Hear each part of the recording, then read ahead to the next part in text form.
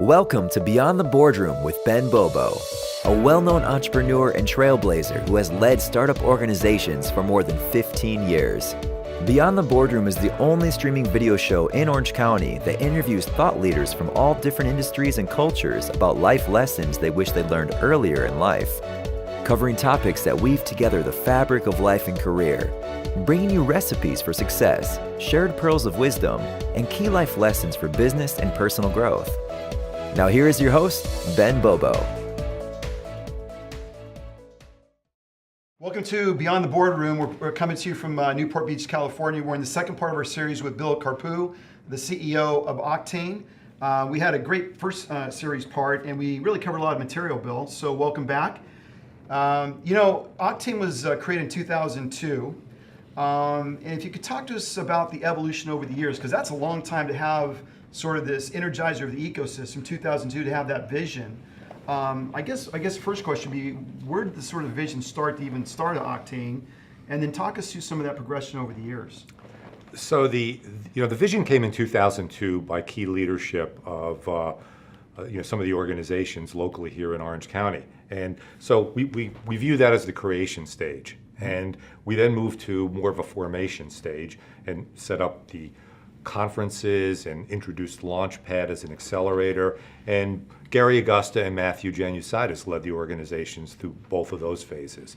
And so I think as I entered in 2015, we went through a little bit of a transformation stage. And it was really just resetting the organization in terms of what we needed to do and how we needed to pivot in moving forward. So today, in 2018, we entered a growth phase. And we look at that to take us towards our Vision 2025 plan, which has some ambitious goals. And once we achieve that, we then think that we'll be in a sustained leadership role from 2025 on. So walk us through over the next years. What does that growth stage look like exactly? I mean, you probably identified some key metrics that you have to hit. So can you walk the audience through what the growth phase looks like in the next 6 years? Yeah. So ideally, what it looks like is doubling the amount of companies that come out of Launchpad. So by doing that, we're going to obviously enhance and increase the amount of companies that are created in that particular phase, in that late seed or Series A. That will basically continue on and create a greater amount of jobs. And that's where the increase of our original forecast to a revised forecast could fit. More importantly, it'll be bringing more capital here. One of the things I didn't mention on the first series was that we started a venture fund 3.5 years ago, Visionary Ventures. Today, we're a partner in that fund. It is a separate entity, a separate legal entity, Visionary Ventures LLC, but we're raising now a second fund, and there'll be others that will be added into this mix over the years that will enable us to keep capital and continue to bring capital. And is Visionary a seed fund? Is it a Series A fund, or what? Yeah, it's more later stage. Okay. So I don't want to get specific in terms of whether it's C or D or whatnot, but I think one of the key things is, as we look at that as the investment committee, one of the key things is, do we see a liquidity event at 2 years or less on the horizon? So with that, you could figure it's a little bit later stage. So we think about the Bay Area, there's tremendous management there, whether it be technology or medical device. How would you sort of articulate the number or the level of talent here in Orange County, senior management talent, from whether it be technology company or medical device company? Do we have an ecosystem where we have an already built-in management base, or do we have to attract management from other parts of the country? Well, I think as you're growing, you always want to attract. That's an evolution that's necessary. But overall, we've got a great talent base. I mean, there's great leadership in the majority of the organizations that are tech and med tech based. I think the rally cry that we need to do is we need to get some companies off the sidelines. So there's a higher level of engagement in the Bay Area. There's a higher level of engagement in Boston. We've got everybody talking about it here. Now it's a matter, let's jump on the playing field and rumble it up and get going and everything. Right. So one of the biggest challenges of leadership, you come in and you really affect change, and you look at Steve Jobs and what he did with Apple, He left, and Apple still continues on, but they're certainly not as innovative as they were when he was there and when he was alive. So I think the biggest challenge is you come in, you make these dramatic changes, you show massive improvement, you have all these initiatives, you're hitting your metrics, you're hitting your key success milestones, and then there's a transition in leadership. So when you think about OCTANE and you sort of look out to 2025, what have you put in place that when you at some point decide to say, I'm going to step out and take on a different role, what kind of company have you left behind where it can be self-sustaining almost, that you can almost plug in another leader and continue that vision within Orange County? You know, that's a great question. And when you really look at it, succession planning and sustainability of an organization is so important. And for me personally, in any role that I've ever had in my career, it's been really important that when I leave and when I move on, it's seamless, you know, from that standpoint. So, you know, we do have a succession plan in place, and you know, that's probably all I could share at this point. Okay, that's fair enough. That's but fair enough. but it's you know, it's thought through, and you know, whenever that day is, and you know, I'm committed to be part of this organization through 2025. I want to see it to the vision that we've created, but we will have a seamless transition. I could assure you of that. Fantastic. You know, when I was in sales at a startup called Cardiothoracic Systems, one of the things that I discovered as a young pup in sales was what really drove sales and energized sales was programs. And I've noticed within OCTANE you have these really key signature events that really, again, energize the ecosystem. But as I've experienced in sales, when you have those key events, you have those programs, you can really engage the customer in a way that's very profound, very personal. And so I'm sure some of the audience knows you have some really cool events, one coming up, the Technology Innovation Forum. You also have the Medical Technology Innovation Forum. You have the Ophthalmology Technology Summit, and of course the High Tech Innovation Awards. And so walk us through, starting with MTIF, or Medical Technology Innovation Forum, which is October 28th through 29th here at Newport Beach Marriott. What is that all about, and what impact are you trying to make within MTIF? So in MTIF, we're bringing together the medtech community. So all of life sciences, pharma, med device, and you know, all of these conferences are intended to bring together entrepreneurs, investors, industry, universities, the service community, and you know, get them to really understand content and the application of content. And I think that really crosses everything. So, you know, we're not bringing people in today to define a specific technology and talk about what a technology is, but how do you take it and apply it in your business or in your personal life? So while the question was geared towards MTIF, really the answer is across the board on all of our conferences. Right. So when you think about MTIF, when you first started to now, what % growth have you seen over the years? I mean, I looked at your numbers, there's like 850 attendees. When I went there several years back, it was smaller, so it looks like it's grown. Can you? Yeah. So you know, if you look at TIFF and MTIF, and you know, TIFF of course is the technology one, which is coming up soon. Both of those have grown from conferences that were maybe 450 people to about 900.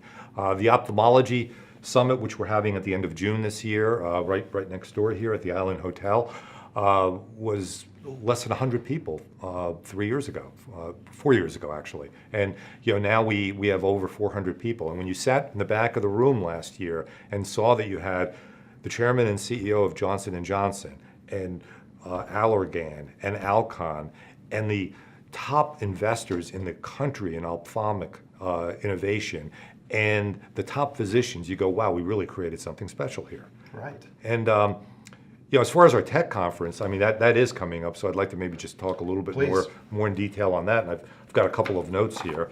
And the theme for this year is evolve. So it's TIFF, it's evolve, and really evolution to the next step.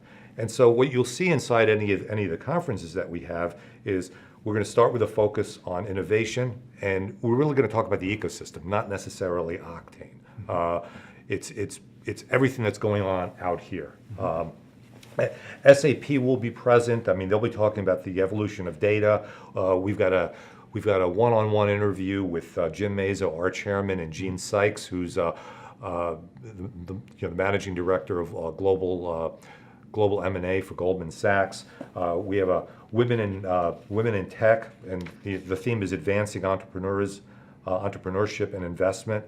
And then we've got panels that are the future of work, retail, cities, and esports. So as I was kind of saying earlier, we're not talking about AI, we're not talking about a specific technology, we're talking about what those technologies enable people to be, Right. as in personal or professional. And the other thing that we're going to do this year is really put a focus on fintech and cyber, both of which we think are vertical markets that have deep roots here in Orange County, and we can build off and create the technical version of ophthalmology. Right. And just to add to that and drift back to the medical side for a second, we will be announcing also a focus on medical aesthetics and derm, and we'll have a conference on that in January of 2020 that will butt right up against the JP Morgan Healthcare event. Fantastic. That's exciting. And I believe the TIFF is being held May 13th through 14th here at Newport Beach Marriott. May 13th and 14th at the Newport Beach Marriott, yep. Okay, great. That's exciting, and that's I'm looking forward to attending myself. So what would you say defines a successful event for OCTANE? So all these events you talked about, what defines success for any number of them? You always worry going into the event, is the room going to be full? Is there going to be people there? I say what it really is. I mean, and that's certainly part of it, but what it is the buzz. It's the buzz that you could have people in the room listening to a panel. You've got people outside doing deals. So that's a component that you feel when you're there. Mm-hmm. Then we do feedback with all of our sponsors, with all of our partners, with everybody that participates, and we get feedback based on that, and we'll make those proper adjustments. So really, it's the value that our sponsors have gotten. That's probably the most important. So that was my next question. What's the value for your sponsors, and then certainly for the attendees? So you get feedback from your sponsors saying this worked, this didn't, this was awesome. Correct. And then same with the attendees. I'm presuming they're going there for the content, the connections, and the ability to be part of. Exactly, and really, that's again where we've pivoted from just doing information dumps on a technology versus saying, how do you take the practical application of that and put it into your personal or professional life? Right. All right, Bill, well, we're going to come back after this message from our sponsor. Serenitex is focused on eliminating the biggest challenge to migraine management, namely the subjective diagnosis of migraines and standard migraine drug therapy that results in undesirable effects and unproven results. Healthcare and lost productivity costs from migraines is $78 billion a year, and employers lose 113 million lost workdays from migraines. But did you know that more than 95% of those with chronic migraines have never sought help, received a diagnosis, or been treated? Serenitex has discovered a patentable technology solution for the non-invasive detection and screening of migraines. We've tested our approach on actual migraine patients, and it works. To learn more, visit serenitex.com. So Bill, I noticed that MTIF and TIF have a much broader agenda, a much broader focus, if you will. It's not just one aspect or one discipline like ophthalmology. So as you think about the events you put on, does one set or setup or one approach have a better impact or format over? In other words, with ophthalmology, it's very focused, and you get a very focused effort. With no MTIF, pun intended, right? No pun intended, right? And with MTIF, it's much more broad. So does one format, is it better than the other, or is it just different? Well, I think it's different, and I think what we've learned in this is that we can slice and take very specific verticals inside of some of the bigger conferences and accomplish what we have with ophthalmology. There's no question when you focus on a specific industry, you become much more laser focused. Again, no pun intended. But it's going to draw a dynamic of people that are inside of that industry that you don't get when you draw a broad group. So what we've learned is that there's an opportunity inside of medical aesthetics and derm. So we're going to replicate that, and we're going to have a conference in January that'll be specific to medical aesthetics and derm, and we'll put a source of capital next to it. So where we could put content and thought leadership and align it with capital, that's a winning formula. So if we look at tech, ultimately we'll dive into deeper analytics, fintech, and cyber. Right, those are the big ones. So you kind of answer this, but if you look at the Edwards Life Sciences of the world, and they're focused on heart valves, I mean, they're a hedgehog, that's what they do better than anybody in the world.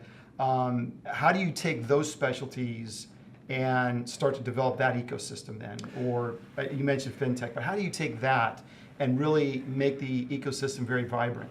Yeah, so if you look at the life sciences side, medical aesthetics is a natural extension of ophthalmology, but also is cardio, largely because of Edwards here. So is neuro because of Medtronic, Medtronic and Microvention, and there's a whole neuro ecosystem here. And believe it or not, dental is actually the second biggest market in Southern California, other than ophthalmology. And so those are all markets that we're looking at right now. And what we need is an organization to be the tip of the spear and help lead a very focused approach to that. So going back to the medical aesthetics, Allergan has taken on that responsibility. They've made that commitment. And so if we were to do that in cardio, we would do that in neuro, a very easy formula to replicate. And we just need industry in the boat with us. And involvement with that. So you mentioned something earlier about Launchpad and capital availability, creation of taking the ideas out of the start or from universities and people's heads, creating startups. And as you think about that, sort of leads into the job creation metrics you cited earlier, 25 to 50,000 jobs. Do you see the majority of those jobs coming from, early stage startups, or do you see companies that are maybe more mid-stage growth coming into the ecosystem? Where do you see those jobs exactly coming from? Yeah, again, I think that's a great example for us to look at what Southern California or what exists here. And we tend to look at this and say, first of all, at the very front end, as the company's getting created, very early stage, the company's gonna have 2, 3, 4 employees, that's it. So, we're then taking those companies, running them through Launchpad and helping them scale where, we've now got companies that have come through in the last 4 or 5 years that are hiring 100 to 150 people over the next 12 months. They've already got 100 or 150 people. They're doubling in size. So that's the scale that really moves the needle. Not hiring 3 or 4 people, but building a company that's gonna have 3, 4, 500 employees. We've defined a market inside of Southern California that's very rich. It's the SMB market, the small mid-sized business. We've defined it as companies that have between 10 and 499 employees. Anything less than 10 is a small company. Anything larger than 499 is a large company. And the employment base of that sector is almost 1 million people. It's less than 100,000 in small, and it's only 300,000 with the big companies. So it's 10 times the amount of employment of the smaller company and 3.5 times the employment of the larger companies. So we tend to look at that and say that's a target-rich environment for job creation. Right. Launchpad seems to me is a very key part of your strategy because you think about the natural progression of startups are going to get acquired at some point if they're very successful. And so those jobs kind of go away. So it's really important to continue to encourage Launchpad and the creation of new technologies, new opportunities, it would seem.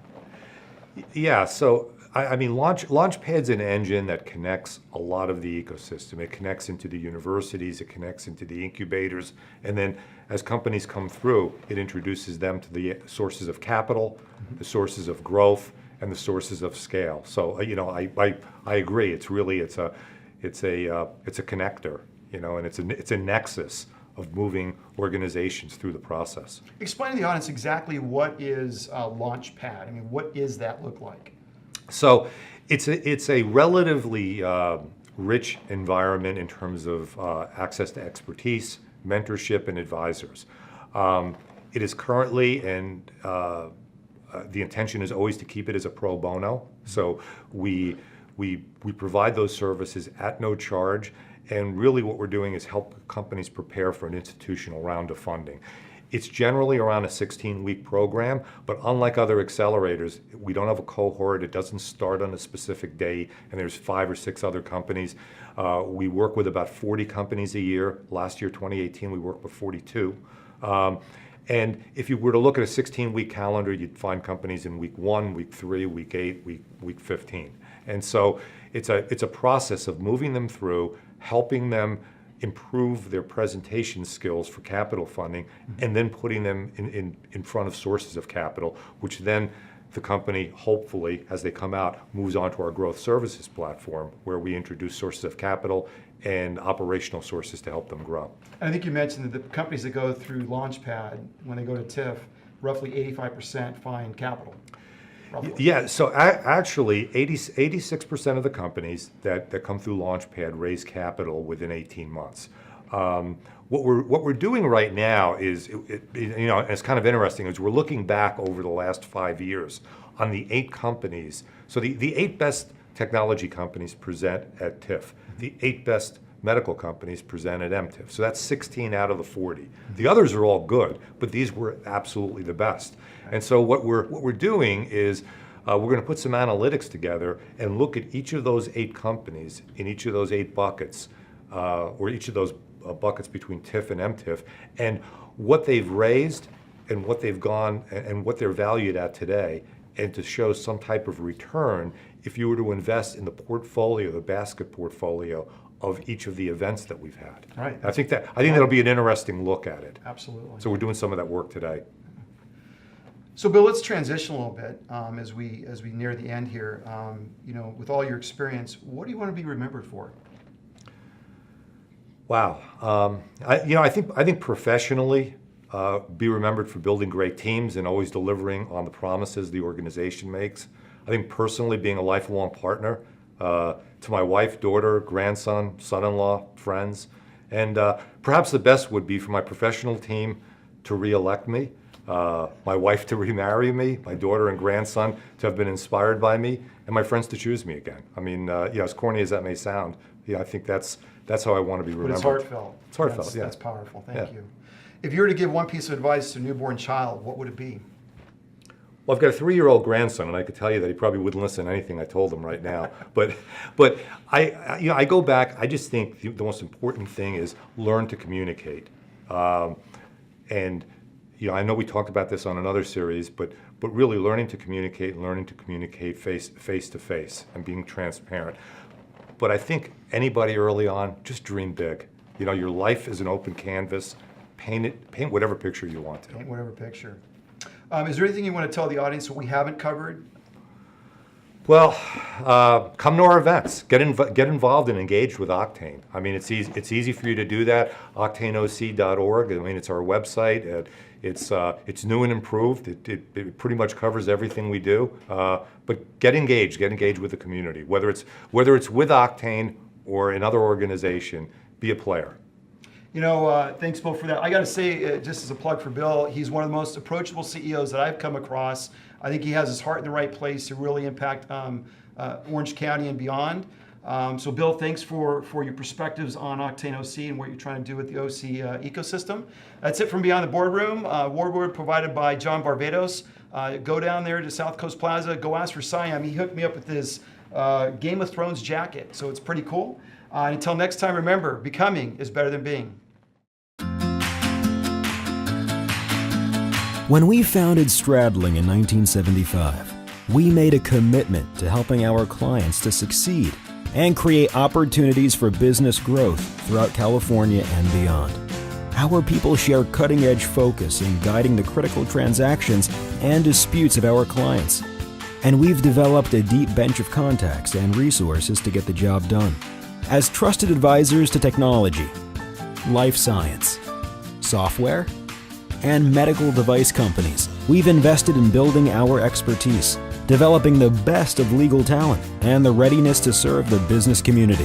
From our commitment to our clients to our deep involvement in the communities we serve, we understand our job is your success. This video was brought to you by 800 Cameraman, Southern California's only 20-time National Emmy Award-winning production company. Thank you for joining us for this episode of Beyond the Boardroom. We look forward to bringing you more thought-provoking episodes again real soon, and look forward to your feedback and remarks. If you have any particular topic or person you would like to have us cover or interview, please reach out to us at ben@beyondbobo.com. Till next time, may you continue to map your own path to success.